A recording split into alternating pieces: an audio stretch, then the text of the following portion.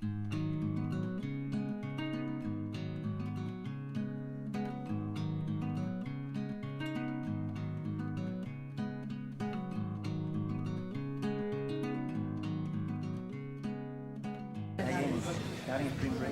evening. Thank you very much for coming. Thank you for joining us today for the return of our comrade Claudio Lomnitz to the forefront of the revolution.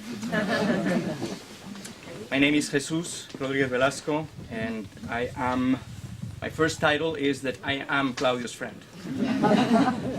After that, I'm also the chair of the Department of Latin American and Iberian Cultures, and I am very happy to see you all here today. I'm just going to say a couple of words, just because, Claudio's friend has this privilege. For specialists in the Mexican Revolution, this book means an entire new perspective on political friendship outside the borders of the United States of Mexico.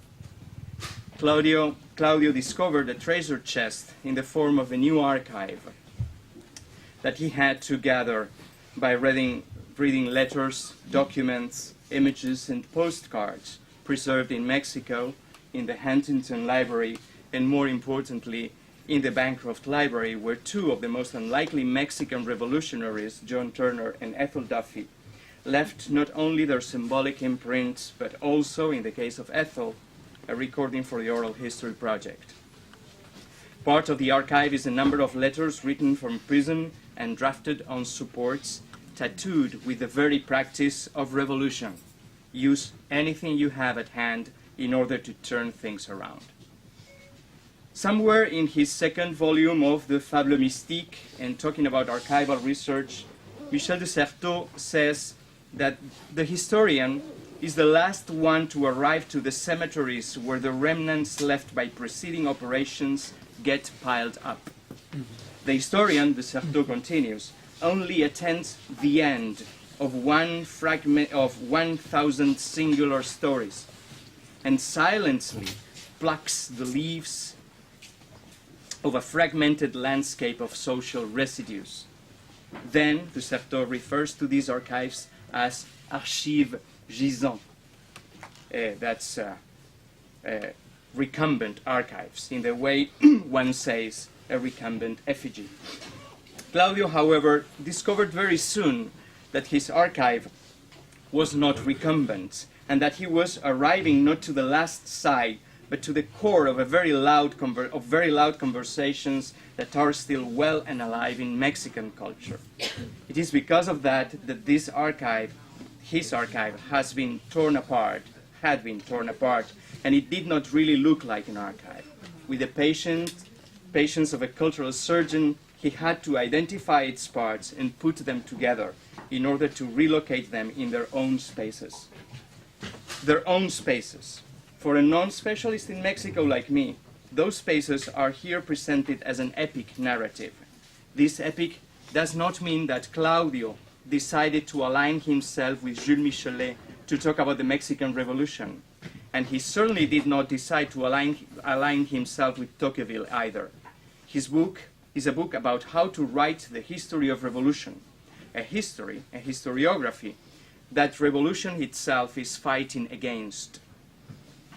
Because the epic of this particular revolution is quite strange, if you expect to find Odysseus and Aeneas in these pages, you won't be deceived, but only to coexist with two other slightly different kind of epic heroes, like Don Quixote or even Lázaro de Tormes. These heroes are not dictated at destiny. They, individuals like Blas Lara, the peasant who lived a nearly communist family life in Yucatan, as he remembers in his memoirs published in Berkeley, decided to write about their experiences, knowing all too well that theirs was an anti-heroic life. They knew that their anti-heroism was very difficult to save as part of the mainstream narratives of heroism. For Claudio, a history of the revolution cannot be written outside of this experience of flashing in the moment of danger. when the line between heroism, anti-heroism, and betrayal is barely visible. It is not a mere coincidence that one of the working titles of this book, one that kept coming back and was finally rejected, was The Evangel According to Judah. If you find that the Evangel of a traitor is an oxymoron, it is because you have not yet read Claudio's book. Claudio is sensitive to the sources he is working with, precisely because they are not mere sources to do some bricolage with them. Let me read for you one of my favorite passages from this book. Claudio is explaining Praxedis Guerrero's Puntos Rojos. Puntos Rojos is a largely aphoristic column published by Praxedis. Claudio is always in a first-name basis with his characters. In Regeneración, a publication that had to be disseminated orally. Here, Claudio becomes involved in the aesthetics and the phenomenology of participatory reading, and although he makes important claims about degrees of literacy and letter writing, he also wants to underscore the importance of the event itself, about what he calls the multiplying effect of oral transmission that requires all our attention. In part, Claudio continues, the magnification of its effects was an illusion of those who wrote the magazine, but the image of a worker or a peasant reading out loud to a circle of listeners also became an emblem of the revolutionary community, as seen by its revolutionary vanguards for many years thereafter. And indeed, it was true that the magnification of print culture by oral transmission was at the very heart of revolutionary popular culture. Claudio has condensed something here that generations of scholars of printed culture did not actually get. You have to move to the circle of readers to understand that what is going on in this moment is not dissemination, it is not transmission, it is the magnification of print culture. As an epic, this is also a book of images, letters, and voices, oral reading and oral history. It is as well a song book, an essay in locating poetic pieces sung during the war or during a theatrical play at Berkeley, pieces of revolution or anti-clericalism or of communal life, poems that have also been carefully translated by the historian who became as well a poet. I am not going to consume more of your time. To present this book, we have with us not only the author, but also two outstanding intellectuals that I am going to simply introduce to you. Renato Rosaldo. Renato is a professor at NYU and anthropologist, very well known for his book Truth and Culture, but most of all, the inventor of the anthropoem, whose most moving chapter has just appeared in his recent book, The Day of Shelley's Death.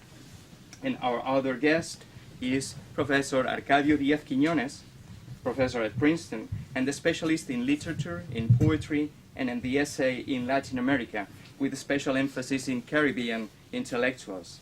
I have a soft spot for his El Arte de Bregar, a collection of essays in which, as he says, he intends to understand the elusive place and time in which somebody begins to speak. Please join me in welcoming our guests.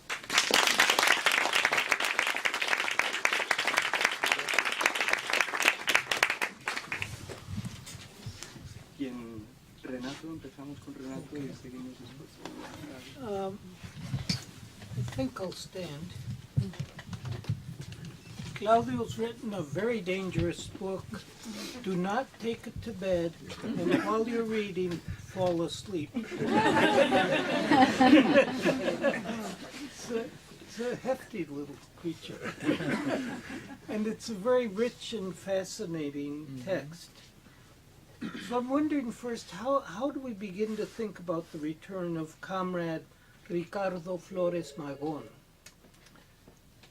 To tell the truth, I knew who he was from early in my career because Flores Magón is seen as a hero of Chicano history in the United States. And overlooked in Mexico, overlooked by Anglo-America, but glommed onto by Chicanos, and particularly he's seen as a sembrador, as a precursor of Chicano history. And he was portrayed in that way by Juan Gómez Quiñones, a historian who was writing in the late 60s, early 70s, and for years afterwards. But I also knew about him before coming upon this text of Claudio's.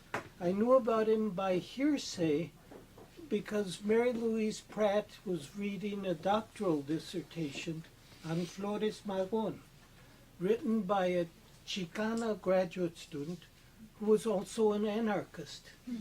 Right? And so she wrote a whole dissertation on Flores Magón.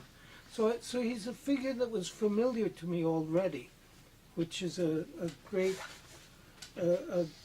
blessing for me.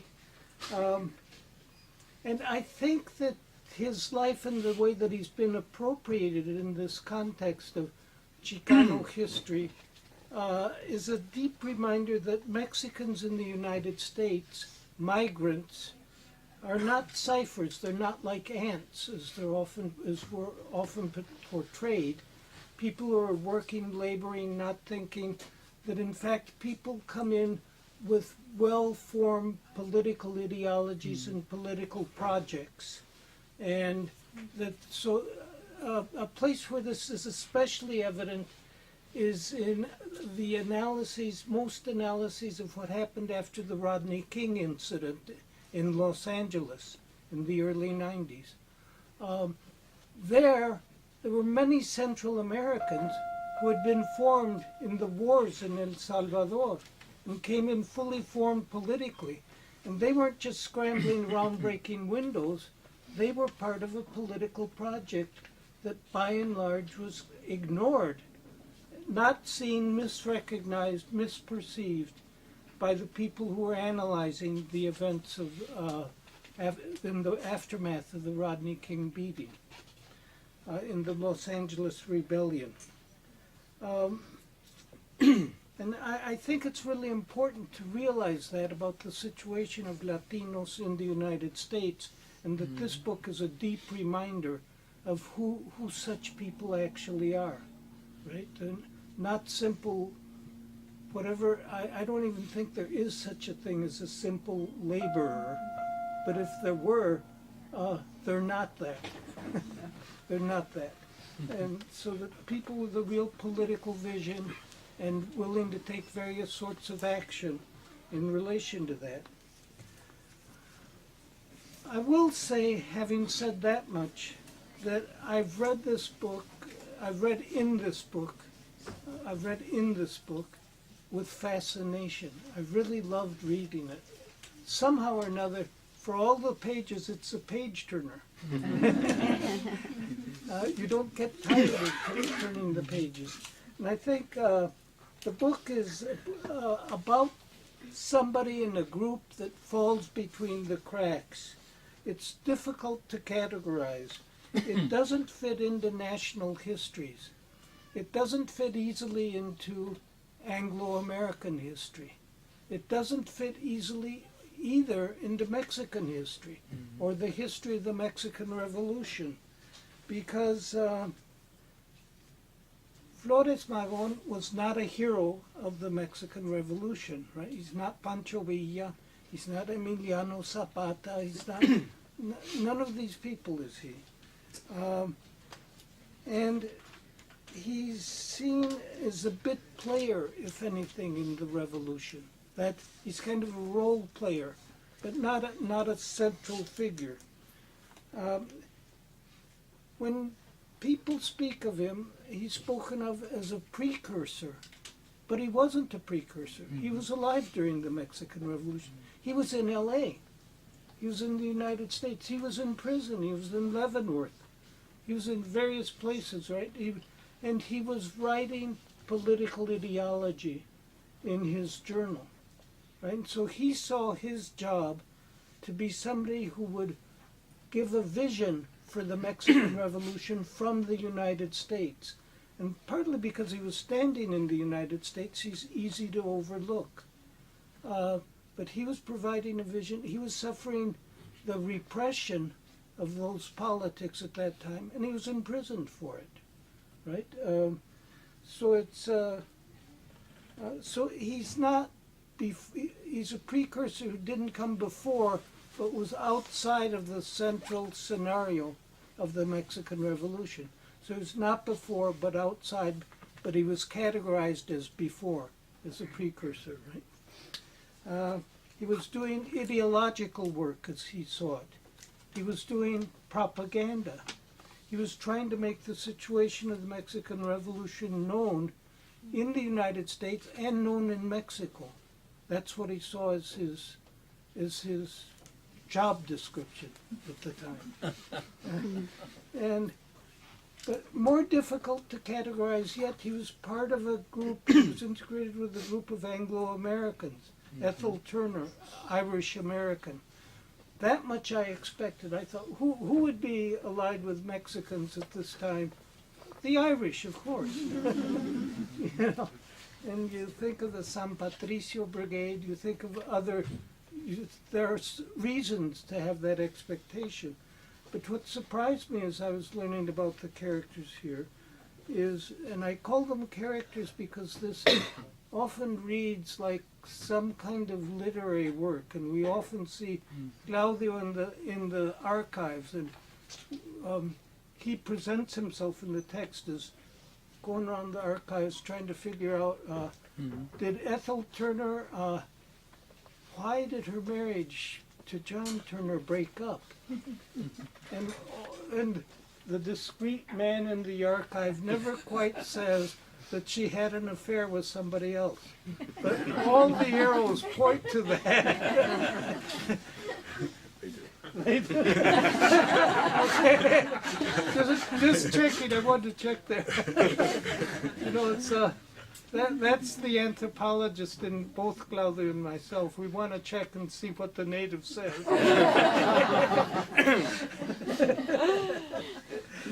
All the arrows are pointing there. But what struck me about the Americans involved in this solidarity group with Flores Magón is that they were from wealth. They actually they were like an aristocracy. They weren't all working class Irish. And nor were they aficionados or lovers of Mexico, speakers of Spanish, people who adored the language. They couldn't speak Spanish, most of them. They knew a little bit. They learned as they did the solidarity work, but they didn't learn very well, it appears. And what brought them there was politics, socialist politics, anarchist politics, and that's what brought them in solidarity with Flores Magón. But, right then, who writes the history of this motley crew? Right? Bunch of Mexicans that aren't in Mexico, bunch of American anarchists and socialists who aren't central even to the left, which would require that they be communist probably, or at least some other version of left. Anarchist is not exactly the center of action. And if there are anarchists here, I apologize. But I think a central place is not exactly what anarchists are looking for. And in effect, what you had here was not a bloc, not a group that was well bounded. And so you could say there was this group called the Flores Magón Brigade, and there were 37 of them. It's not like that at all. It's more like a network. It's a network that spreads out, and there's a network of networks. And that's part of what makes it difficult to describe, because people like bounded entities to analyze. Right? They feel like, here I'm comfortable, I know where this begins, I know where it ends, and I can now analyze it. And in fact, there's a network of networks. If there's one thing that's true of this book, there's a large cast of characters. Right. Large cast of characters. And one of the beautiful things in the book is that Claudio takes the leisure. He's like a flaneur, and he's just going along, taking his time, and he introduces us to everybody. He's got that cortesia mexicana. he's not going to just let people appear. He's going to tell you who they are. And in order to tell you who they are, he wants to tell you who their mothers were. And so it's actually, so there's a very vivid cast of characters that are quite compelling in this tale. Claudio does compare it a number of times to an epic, and we think of the Aeneid, we think of Odysseus, and he invites us to think of that, but I actually think more of Tolstoy myself as I read it. So this book is a treat. Each character is characterized. There's a huge, important political point in this, and a point about what the Mexican Revolution was and what the role of people in the United States was, both Anglo-Americans and Mexicans in the United States. And he brings this to life, makes it vivid and compelling. Congratulations, Claudio.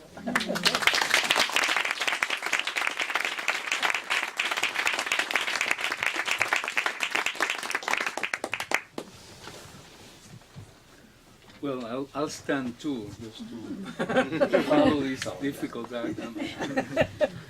And thank you, Jesus, for inviting me. And I'm really honored and intimidated to be here.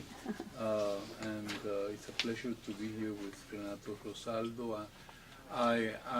As Jesus said, I'm here because I'm a friend of the author, no?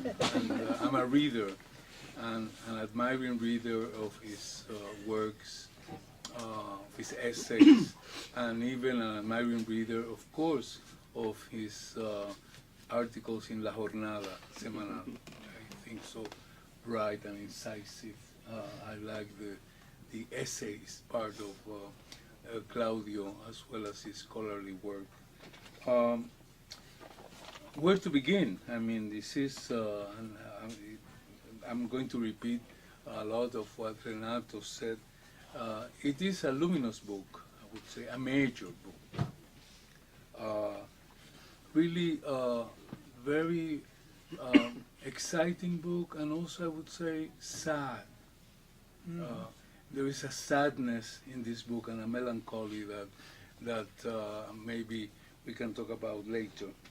I finished reading it last night, like students, barely making it to be here. It's not because I was fascinated by the book, but it's a very lengthy book, and each chapter deserves a second reading and a third reading, which I intend to do.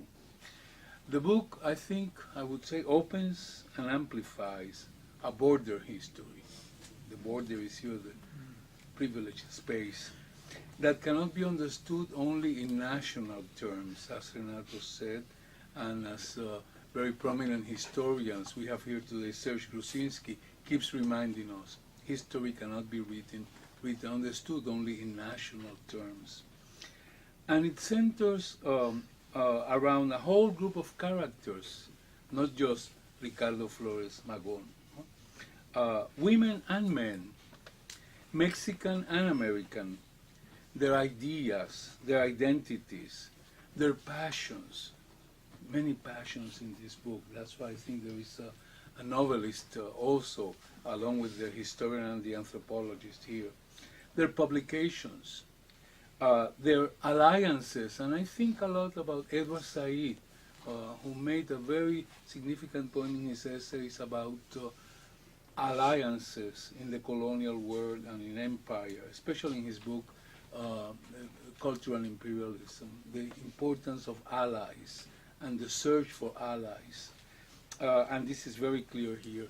A story of incarceration, imprisonment, very sad, lengthy prisons for these anarchists are also described here. And their belief in revolution and in revolutionary violence, in armed rebellion, of course. Their emotional mysteries, I would say. And in the case of Ricardo, Flores Magón and his fellow members of the Partido Liberal Mexicano, their devotion to revolution, to world revolution, their capacity of sacrifice. The sacrifice is just unbelievable when you read the chapters in detail. But also their dark side, or their very dark side at times, among the anarchists, their very vicious attacks and revenge on each other, especially against those that they consider traitors, rightly or wrongly, and also the animosity between fractions of the anarchists are portrayed here in a very honest way, which is not always the case when dealing with a political group and a radical group that we admire. Each chapter is beautifully crafted. Not only the Flores Magón brothers, but characters such as John Murray, John Turner, who serves as a guide, Ethel Duffy, she was mentioned before. One of my favorites, Elizabeth Darling Trowbridge. And last night I was reading I won't say the ending, no, maybe I will later. But this is a very important character in this book. Manuel Sarabia, Lázaro Gutiérrez de Lara, fascinating character, and his family, of course, played a very important role in the 19th century. All this is narrated after an exhaustive, I would add, imaginative analysis of Mexican, American, and border archives. Not just exhaustive, but very imaginative use of the archives. With a wide range of materials. Photographs play a very important role here. If you see the captions of the photographs too, there's a lot of work behind that, and there's a writer also behind those captions, and a historian. Literature, periodicals, newspaper articles, historical, political documents, police archives, very important, and also, of course, philosophical texts, Simmel and Marx, Deleuze at the beginning, and others. This is a testament, I think, to Claudio's understanding of the complex and contradictory elements of revolutionary practices in exile, which is important here, and to his sensitivity to the relations between politics, language, and culture. I want to underline language because this is also a history of bilingualism and of translation, very important, and in that sense, transnational too. Placing the characters all the time in a grid of social and family events, and in the in-betweenness, and I think this is, in my reading, so important, in between nation and exile all the time. Claudio knows how to show and how to tell. And he's showing a story or many stories, which are at the same time Mexican and American. And they're often narrated in the first person, and he speaks to the reader here and there, interrupts, intervenes, speaking directly to the readers, sort of a very modern narrator who interrupts and talks to us. And I think it's probably at the end, he says how Mexicans and Americans, and this is a very courageous thesis, I think, and it will provoke, I'm sure, controversy, how Mexicans and Americans had in fact spawned together the ideology of the Mexican Revolution. That's, in a nutshell, I think what you see from the very beginning to the very end. What is perhaps, in my view, most impressive about this book is Claudio's capacity to bring together the demands of close, archivally based analysis and of politically inflected literature and journalism with those of a more general understanding of a transnational history. It reminded me quite often from the very first chapter of some of the issues raised by Albert Hirschman in his essay Exit, Voice, and Loyalty. Because the stories here of exit, exile, voice, who has the right to speak and for whom, and also loyalty, which is very problematic, how to be loyal, who is disloyal, is a very important issue in this book. At the same time, it demonstrates that the more general questions raised take on different inflections once they are thought within the particular context and history of the United States and or Mexico. Literature plays a key role in this book. Books read by the characters, Gogol, Tolstoy, novels and texts quoted by the narrator, Claudio, like Gamboa, Poe and his Purloined Letter, Jack London, who appears prominently at times, and especially journalism. This is a history of journalism too in the revolution.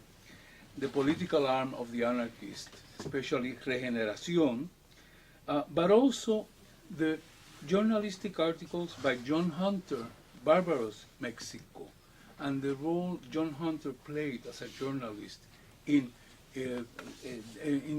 making sure that the American audience knew the character of the government of Porfirio Diaz and slavery in Mexico.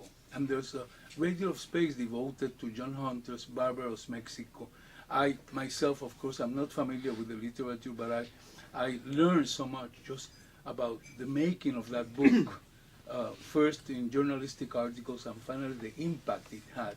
And at the end, even a discussion of the translation into Spanish and the derogatory remarks made by Cosío in Mexico when it appeared in Spanish. Get ready for some reactions to that. And also, we have literature in another sense, and I think Renato mentioned it already. We have a very reliable narrator here who understands very well the importance of narrating in the case of history, which is not always the case. You know, I was remembering today, I was coming from New Jersey in the train and thinking, I don't know exactly when, Adam Phillips says in one of his articles, and I identified with that a lot, that he felt bullied by chronology when he was a student in history. And that was my case too. I hated the history in my courses when I was a student, a high school student, and even a university student. I was not fortunate. And I felt bullied and intimidated by those chronologies that I had to memorize and didn't make any sense until, Adam Phillips says, until he read some of the wonderful books that British historians have written, and that happened to me too with other books. And this is one of them, where you really appreciate a historian / anthropologist who can narrate and has a sense of plot and emplotment and avoids linear narration and goes back freely, back forth in time and space.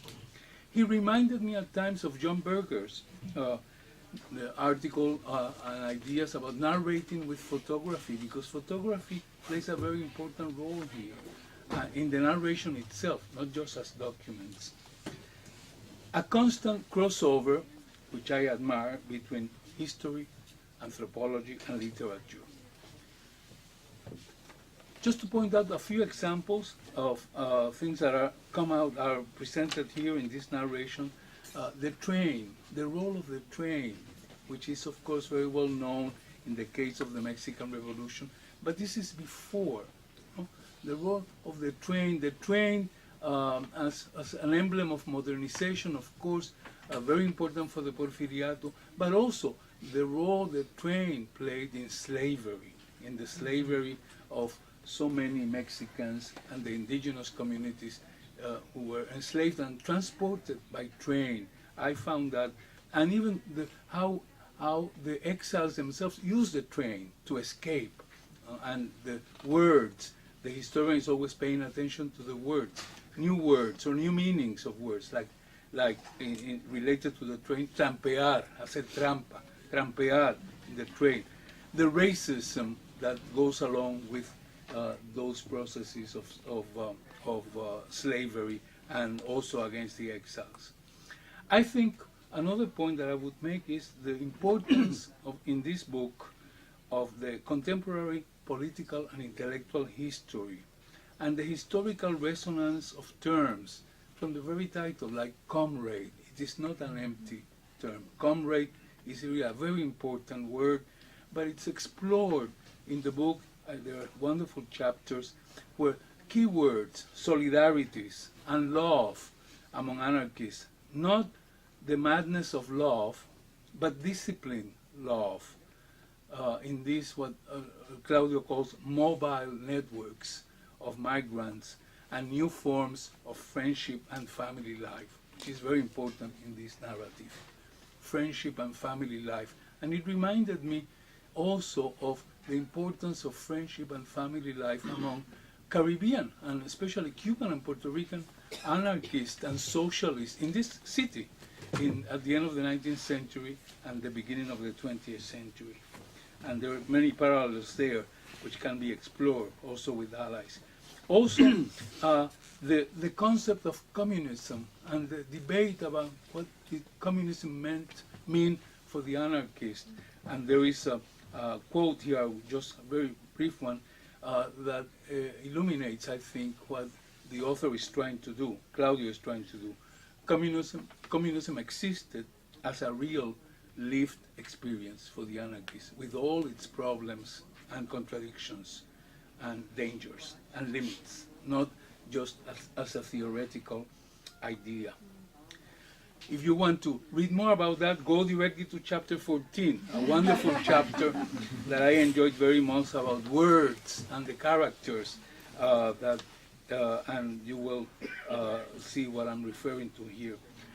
Another important aspect, gender. This is a very important narrative, I think, and gender becomes, and gender ideas, and the role of gender among anarchists, the conflicts of gender and revolution, even in the meaning of the title of the magazine, of the journal, Regeneración, how it was gendered, a sort of masculine idea, a predominantly masculine idea of regeneración, and the subordinate but important role played by women there. One aspect that I would like to underline too, because it is from the very beginning till the very end, espionage, spies and spying, very important for all migrants, exiles, even today, of course. No? As a Puerto Rican, I know of the FBI files, for decades, 50 years, 60 years, COINTELPRO, but also the Spaniards at the end of the 19th century in New York with the same police, the detectives, the Pinkertons that you mentioned here, also following the Cubans and the Puerto Ricans in this city, and Martí, among others. There was a whole dossier on Martí in New York for the Pinkerton detective. Spine looms very large here. Police and the policing apparatus of both the Mexican state and the United States under the Porfiriato, and the complicity, which is, I think, very important here. The complicity of the Mexican government and the American government in spying and accusing an infiltration, which is very prominent here. The Mexican Diaz government using the U.S. Postal Service and bribing the American press. No? So we should also look into that. And also U.S. repression of anarchists during World War I. I think that's also important in this narration. And I won't say much because there's no time about Ricardo Flores Magón himself. I'm sure there will be questions about that. I just want to add, and with this I will end, that the final movement of the book turns to the figure of the return of the Comrade after his death in prison in the United States. And this is, I'm sure, very familiar to most of you, the idea of a corpse and the funeral, and the idea where is he going to be buried, and the political significance. And in this case, he returns to Mexico after his death, his corpse, and it becomes the body politic of a triumphant revolution, but with lots of contradictions, because this was the same government that he had been fighting against. So there's a certain sadness there I was referring to. And I'm sure that there are many parallels in other Latin American cases. I will end saying this. It is a great pleasure reading this book. and a great pleasure because it speaks to all of us as readers today here. I was deeply touched by the introduction that I won't have time to discuss, a very beautiful introduction that Claudio wrote for this book, by the personal and autobiographical statements that he makes in that introduction, which have to do with belonging, with the role of the public intellectual, with the role of the academic intellectual. And I simply wish to say in closing that Claudio Lomnitz, in his work, and particularly with this book, helps keep one hopeful about academia. Thank you very much.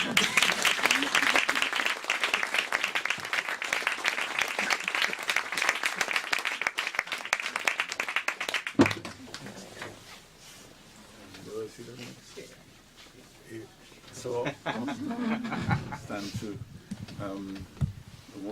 I want to begin by thanking all of you for being present. It means a huge amount to me to see you and so many friends and admired colleagues, and to thank, of course, Jesus first of all for have put this together, book culture and Laig, Arcadio and Renato, and it is a sign of friendship that they read this book, because you see that there is friendship involved when reading.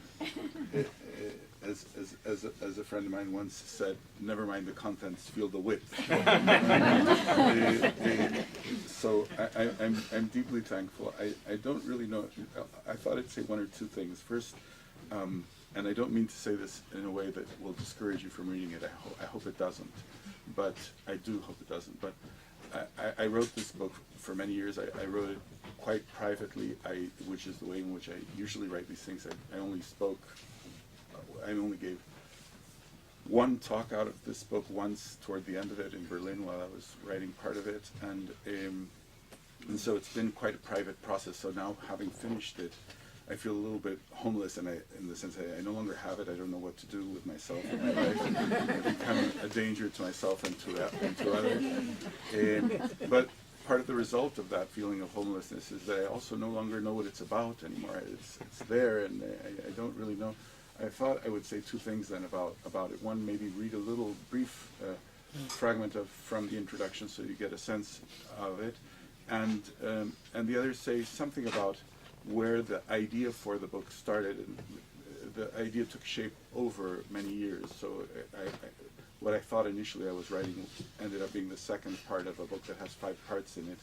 So but the first thought of it came to me in a conference that happened when I was still at Chicago, at the University of Chicago, and it was at the time when my late friend and colleague Friedrich Katz just came out with this book on Pancho Villas, which makes my book look very thin, and it's one of the things that I will be perpetually grateful to Friedrich for, is to make my books look thin. And there's this fat book on Pancho Villa, and I presented. It was a conference to honor the appearance of this book. I wrote a little piece which I never published, and I don't think that I will publish, about the ideological incoherence in the Mexican Revolution. And the piece argued something which I think is true, but not complete, and the completion of that is this book. What I argued very simply was that if you look at the Mexican Revolution, there's only one pole that's been recognized as having any kind of ideological consistency and purity, and that is Zapatismo.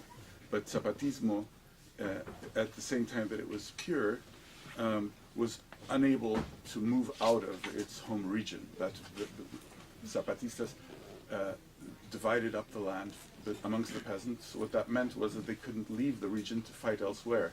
So the pure movement was anchored in a place that it couldn't move out of. And the movements that truly had the scope, national scope, and ability to develop the revolution as a national project, then became incoherent.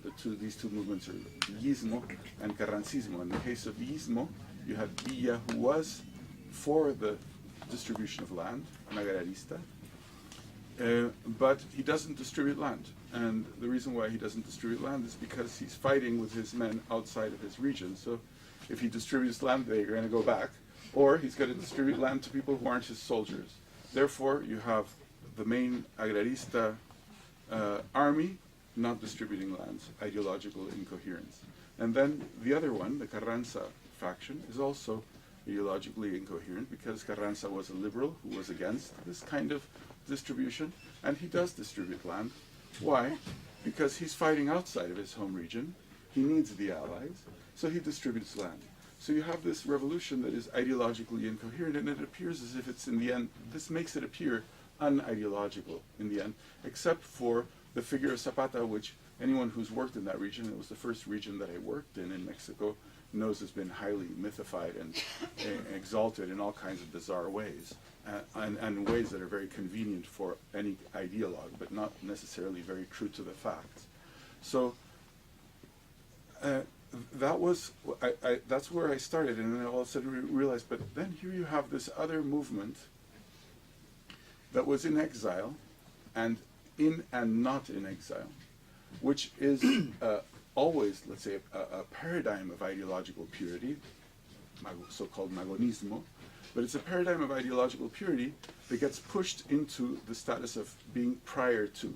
That is, they're recognized in Mexico as precursors of the Mexican Revolution, which is actually out and out wrong. That is, Ricardo Flores Magón dies in 1922. That means he was active through the whole Mexican Revolution, and so was everybody else. I mean, except for the ones who died along the way, which happened in every revolutionary faction. But this is not precursors. So trying to account for the way in which a movement that is sort of outside and inside, that is ideologically pure but apparently militarily completely irrelevant at the same time, became the project of this book. And so in that way, it's a bit about I would say the specter and the presence of, the absence and the presence of ideology in the Mexican Revolution, and how thinking about the border and the integration of Mexico in the United States in a personal kind of way, in a detailed kind of way, might help us understand this revolution. So that's really what prompted, I guess, the start of my research, and I'll end maybe with reading it a little bit from. I thought this afternoon I was thinking, where would I read from? And I have to say, I adore, and I don't always say this, I adore this book. Like, I love this book, and so which is not. I've often, and I've published other books. Often I have a sense of total object loathing. Like, I cannot stand it. I don't want to ever look at it. And it's not been the case with this one. And I think it has to do with the characters, who are very lovable. So I wasn't sure about where to read, and then I thought, well, I'll read from the introduction because it's at the beginning. So a little thing on one of the characters that was mentioned by Jesus here, Blas Lara. So just to be sure that it's not very long, yeah, and it's also short. It is indeed with a wink to Cervantes, or more precisely to Cide Hamet Benengeli, Cervantes' fictional author of Don Quixote, that one of our heroes, Mexican worker and anarchist Blas Lara, begins his memoir, presenting his book as if it were an arcane manuscript written by somebody else and found by yet another, a tourist in a Northern California city. After spending the day visiting the town's principal establishments, especially its university, the document's putative finder, one Mariano Gomez Gutierrez, wanders to the outskirts of the city until he comes upon the municipal dump. Quote, "It seemed to be a business in which workers unloaded trucks loaded with old things, rags, shoes, furniture, old automobile parts, books, magazines, and all sorts of papers belonging to industries, offices, and commerce, residues that had been handled by technicians and then resold by collectors, guerreros," these are all translated by me, of the capitalist corporation known as Junk Company. While he contemplates this collection of discarded artifacts, a truck unloads bundles of old paper. One of the reams